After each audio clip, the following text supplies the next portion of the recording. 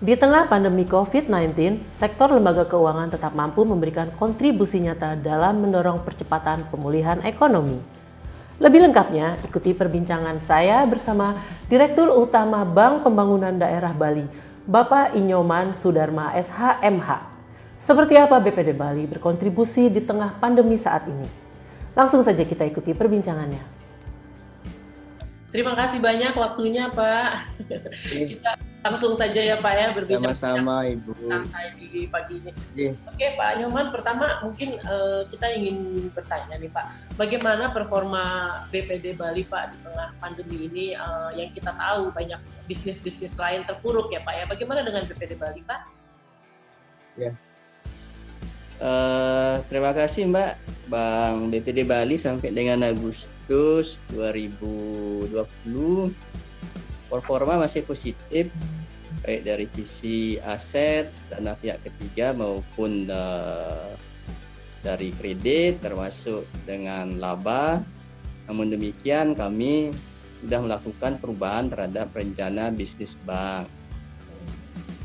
Dan kami lakukan perubahan khususnya di posisi terhadap kredit, itu tumbuh 2,5% dari tahun lalu, kemudian dana pihak ketiga tumbuh 5%, dan bottom line kami, laba kami memang turunkan dalam rangka untuk memperkuat cadangan yang ada, sehingga kita tidak tahu sampai kapan ini seperti ini, apalagi Bali pertumbuhan ekonominya triwulan kedua minus 10,98%. Ini yang menjadi perhatian kami.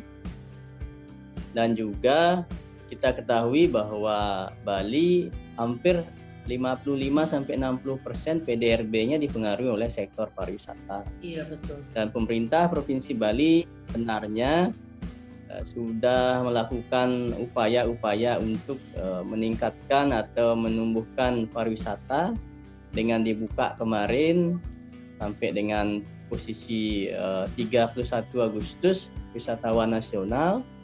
Dan kami sudah launching juga dengan Bapak Gubernur, dengan di dalamnya melalui juga transaksi non tunai dengan QRIS.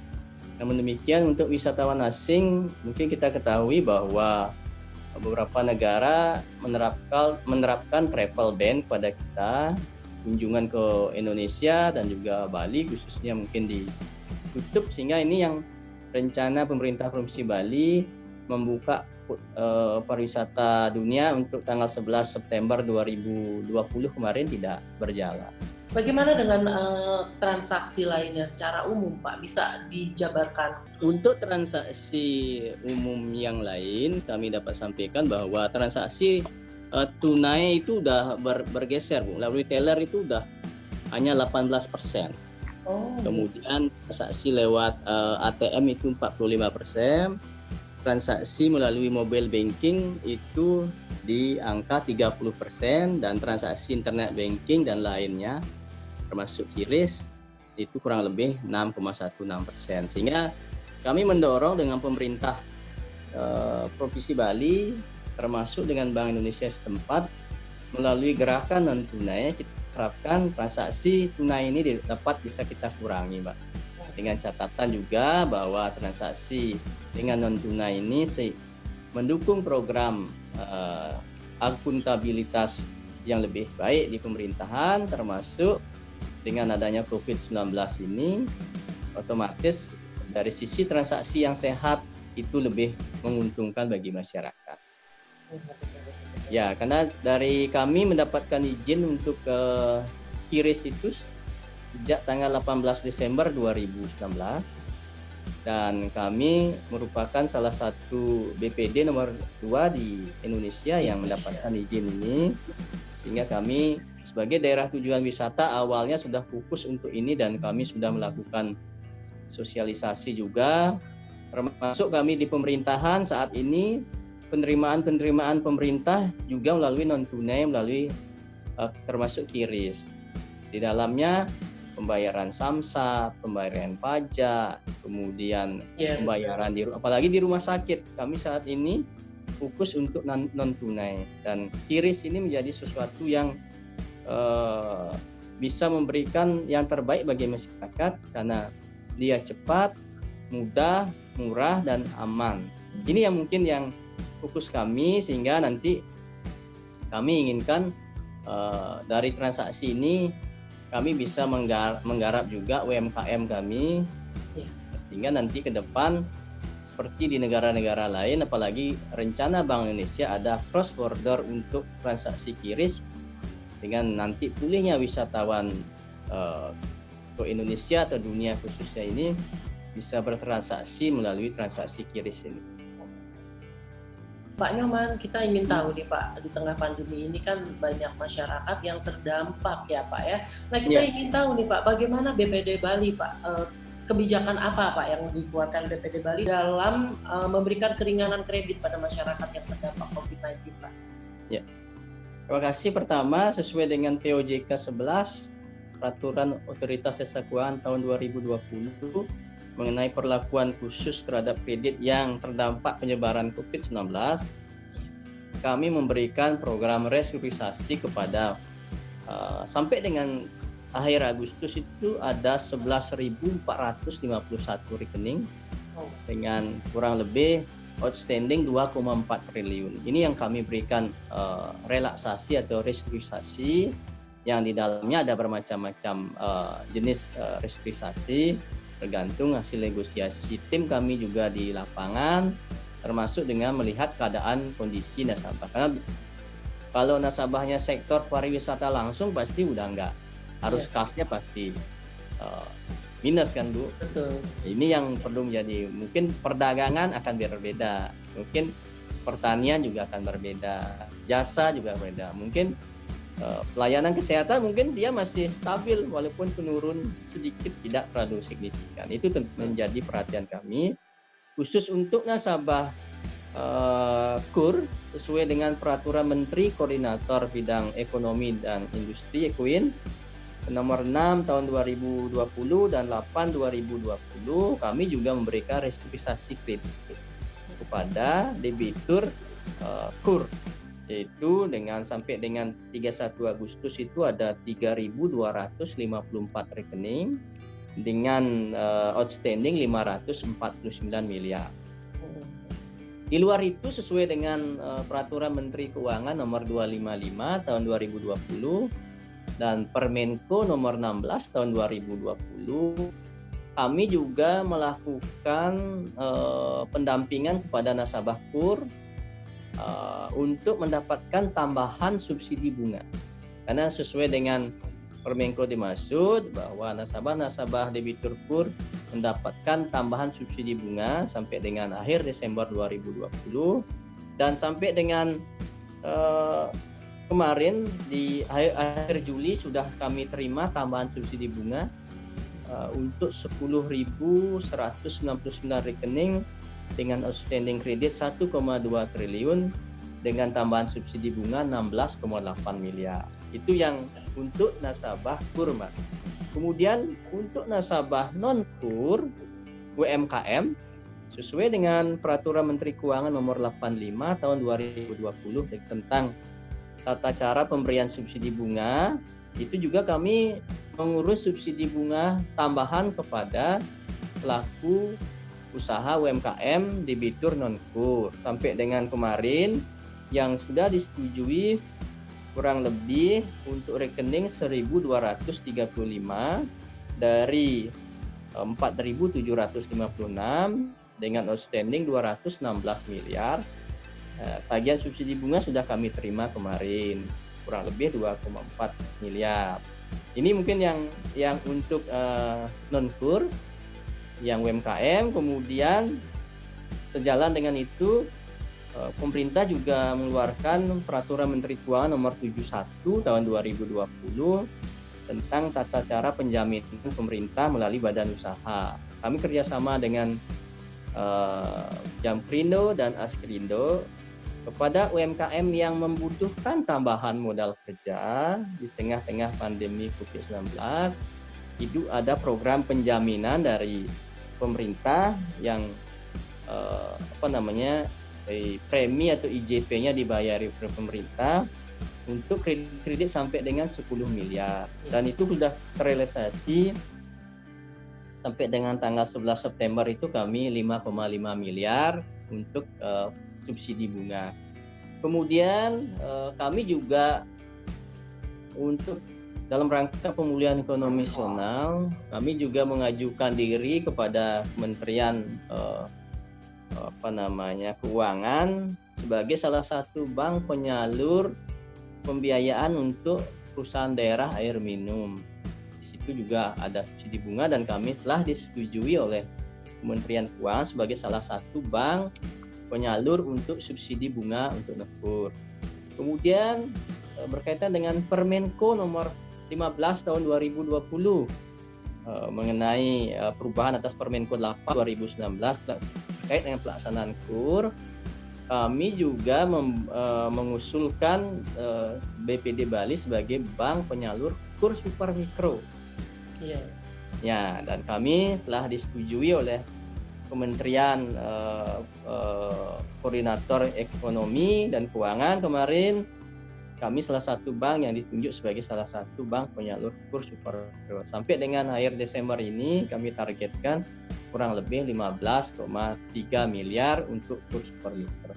Mungkin itu yang program kami di pada masyarakat membantu. Di luar memang program sosial kami melalui CSR memberikan bantuan kepada rumah sakit dalam bentuk penyediaan APD, kemudian pemberian sembako dan program lainnya, dan juga ada program TJSL yang sesuai dengan POJK 2017 bahwa bank wajib membuat rencana aksi keuangan berkelanjutan. Kami mau bekerja sama dengan desa wisata. Ada kurang lebih 6 desa wisata yang kami garap saat ini dalam menumbuhkan ekonomi kreatif di desa, termasuk dalam menumbuhkan pendapatan di desa yang dimaksud, sehingga nanti juga pada ujungnya adalah pemerintah daerah akan juga mendapatkan manfaat dari penerimaan retribusi dimaksud. Di luar itu, kami juga dengan transaksi non tunai saat ini kami bekerjasama dengan pemerintah daerah untuk menerapkan transaksi e-retribusi kepada desa-desa wisata, daerah tujuan wisata, kemudian pasar-pasar, itu berbasis non-tunai. Ini yang kami garap, tentunya harapan kami program ini terus bisa berlanjut karena manfaat yang kita dapatkan antara pemerintah daerah, stakeholder lainnya bisa secara lebih kuat. Oke, demikian Mbak. Ya, oke. Terima kasih Pak Nyoman. Pak, kalau dari dari BPD Bali sendiri gimana Pak dalam menyikapi pandemi ini Pak? Mungkin apa langkah-langkah yang dilakukan dalam menjaga stabilitas Pak? Efisiensi mungkin ya Pak ya, bisa dijelaskan Pak? Efisiensi ya pasti. Rapat-rapat kami secara virtual. Kemudian sehingga rapat dengan virtual ini mengurangi juga daripada kos yang ada di internal. Kemudian juga memberikan promosi lewat media sosial lebih banyak, sehingga juga ini biaya promosi kami bisa juga kita tekan. Kemudian di luar itu biaya non operasional lain bisa kita kendalikan. Ini yang mungkin di sumber daya manusia, dan kemudian karena kemarin juga ada keterbatasan untuk ada beberapa daerah yang menerapkan PKM juga di kami, tentunya kan ada pasti efisiensi di biaya operasional lainnya seperti penggunaan bahan bakar dan lain-lain, termasuk kami juga dari sisi karena pemerintah daerah Provinsi Bali menerapkan Pergub untuk penerapan pembatasan timbulan sampah plastik. Kami di internal juga menerapkan hal tersebut, sehingga kami dalam rapat-rapat sudah membawa tumbler Bu, sehingga kami tidak memberi lagi minum, sehingga kami itu dari sisi efisiensi juga lebih banyak. Kemudian mengurangi penggunaan kertas dalam rapat, sehingga kami juga bisa turunkan cost yang ada di internal kami. Itu yang mungkin yang kami lakukan. Tentunya dari sisi yang lain kami juga memberikan namanya bantuan untuk tes kesehatan juga pada karyawan. Tengah pandemi COVID-19 ini tentunya baik rapid test maupun swab juga kami dukung hal tersebut. Di luar itu kami juga protokol kesehatan, alat-alat APD yang ada di internal kami, terutama untuk di kantor depan juga kami siapkan. Tentunya ini yang menambah kos di tengah pandemi COVID-19.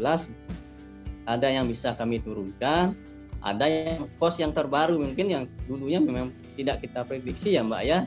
Iya, Yang betul, Pak. sebelumnya kita tidak prediksi, saat ini ada kos tambahan seperti itu. Pak Nyoman, tadi kita sudah berbincang-bincang seputar BPD Bali. Sekarang boleh sedikit tentang pribadi Bapak ya Pak ya, profil Bapak sedikitnya saja. Saya lulusan Universitas Udayana, Bu. Iya. Fakultas Hukum tahun 96. 96 ya Pak ya. 96 diterima di Bank BPD Bali per 2 Januari 97, Bu. Iya, Kami berkarir kebanyakan di kredit, Bu. Dulu namanya analis. Tahulah account officer, kami keliling ke masyarakat ya. Zaman dulu masih bawa motor ya Bu ya. Iya Pak. Lagi di tengah kondisi kami menghadapi krisis 98, Oh iya. kemudian bom Bali 1, bom Bali 2 kami ikuti. Kemudian kemarin ada erupsi Gunung Agung, dan terakhir inilah pandemi COVID-19 yang menurut kami dari berbagai macam krisis kemarin itu, termasuk subprime mortgage kemarin, ini yang dampaknya paling keras bagi kami. Dan dari berkarir 97, kami di tahun 2008 dipercaya sebagai kepala cabang, salah satu cabang. 2008 kami sudah kepala cabang. 2010 kami dipromosikan dipercaya sebagai kepala divisi kredit di 2010. Kemudian di 2014 kami dimutasi menjadi kepala divisi SDM, Human Capital, ngurusin SDM lah Bu. Habis itu kembali ke divisi kredit di 2016. Kemudian di 2018 kami ikut seleksi untuk jadi direksi, Bu. Tahun 2019 pas hari Valentine 14 Februari kami dipercaya memegang jabatan sebagai Dirut Bank BPD Bali. Mohon doanya Bu, semoga kami bisa menjalankan tugas dengan baik. Iya, amin. Siap Pak. Pak Nyoman, ini yang menarik ya Pak ya. Saya rasa jarang nih orang seperti Pak Nyoman ya Pak, yang mengawali karir dari pertama sampai loyal nih Pak di BPD Bali. Apa Pak yang membuat Pak Nyoman loyal, tidak tergiur dengan tawaran lain gitu Pak? Iya, satu kan kami paling tidak ya di awal, kalau kami orang lokal bisa membesarkan daerah, tentunya ini memberikan kontribusi bagi legasi kami nanti.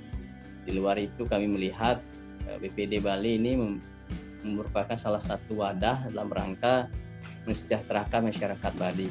Karena sesuai dengan visi misi, kami lihat bahwa BPD Bali ini didirikan tahun 62, 5 Juni 62. Itu memang fokus untuk bisa meningkatkan taraf hidup masyarakat, di luar untuk peningkatan pendapatan asli daerah. Ini yang kami kami bisa dipercaya seperti ini di saat teman-teman yang lain juga kami bisa ajak berkolaborasi, tentunya dilandasi oleh budaya kerja kami, budaya kerja cinta. Di dalamnya ada kompeten, integrity, teamwork, dan customer awareness. Ini yang 4 nilai budaya kerja yang diterjemahkan dalam 12 perilaku kerja ini yang kami senantiasa perkuat.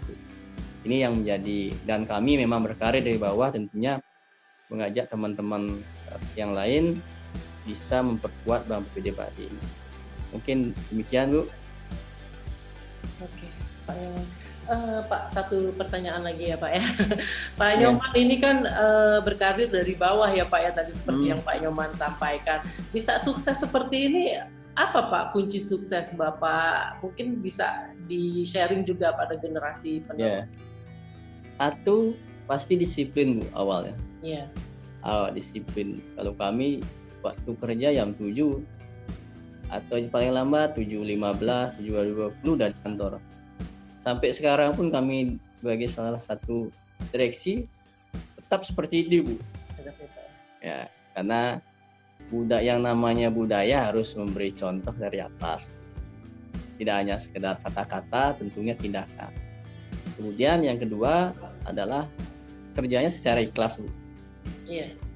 Ya ikhlas dan percaya di ajaran Ibu, ajaran saya sama. Pasti Tuhan akan memberikan jalan Bu, rezeki, jabatan, mana pasti Tuhan yang menentukan. Tentunya kita harus bekerja ikhlas, apalagi untuk kami memegang untuk sebagai visi BPD untuk mensejahterakan masyarakat. Tentunya ini kan visi yang sangat bagus ya. Kami bisa memberikan itu kan berkah pada kami dan keluarga besar Bank BPD Bali pasti lebih. Kemudian yang lain tentunya ya tetap memohon kepada Yang Kuasa, ya Tuhan Yang Kuasa, bahwa apapun yang kita perbuat tentunya pasti harus seizin beliau, doa tetap sesuai ajaran masing-masing. Mungkin ya, di juga sama, di kami juga sama. Betul. Dan emang di tahun 2020 ini dapat kami sampaikan dari bulan Maret sampai sekarang ini udah ada 12 penghargaan yang kami bisa peroleh. Tentunya ini adalah kerja keras dari seluruh tim kami, tidak seperti seorang kapal kami nahkodanya. Tentunya ada kru yang bisa memberikan dukungan support untuk bisa perahu atau kapal ini berjalan di jalur yang benar. Tapi dari Pak Nyoman pribadi masih ada nggak sih Pak obsesi yang belum Bapak capai? Ya, obsesi saya yang ini Pak, menjalankan tugas ini dengan baik, amanah ini dengan baik, menyelesaikan dengan baik, amanah yang diberikan ini dengan baik. Itu saja Bu. Yang lain kalau kami mungkin setelah selesai ini mungkin diberikan untuk istirahat juga enggak apa-apa, karena atau mengabdi di tempat lain, maksudnya di masyarakat, karena Ibu sadari Bali salah satu hidupnya dari budaya, tentunya berkaitan dengan adat Bu. Mungkin kami nanti terjun ke tokoh-tokoh adat Bu, menjadi salah satu, karena di Bali tidak bisa dipisahkan antara budaya, adat dan agama menjadi satu kesatuan. Betul. Dalam hidup Bu. Karena di tengah-tengah ini kami bisa memberikan sesuatu nilai positif di masyarakat, tentunya kemudian di bisnis juga beda-beda, karena keberhasilan itu kan tidak hanya di figur yang di pemerintahan atau di bisnis. Iya, betul. Tentunya di masyarakat juga harus menjadi panutan. Oke Pak Nyoman, saya rasa sudah cukup. Mungkin Bapak juga masih ada pekerjaan lain yang harus diselesaikan. Terima kasih Mbak. Terima kasih banyak ya Kalau Pak. Kalau ada yang kurang Baik, berkenan, mohon maaf ya sebesar-besarnya. Sehat selalu ya Bu. Ya. Amin. Terima kasih Pak Nyoman. Selamat pagi Bapak dan selamat beraktivitas kembali. Ya. Baik, demikian perbincangan saya dengan Direktur Utama Bank Pembangunan Daerah Bali, Bapak Inyoman Sudarma, SHMH. Semoga dapat memberikan inspirasi bagi audiens kalian. Saya dengan Suci Yulianita dari Obsession Media Group pamit undur diri. Terima kasih dan sampai jumpa.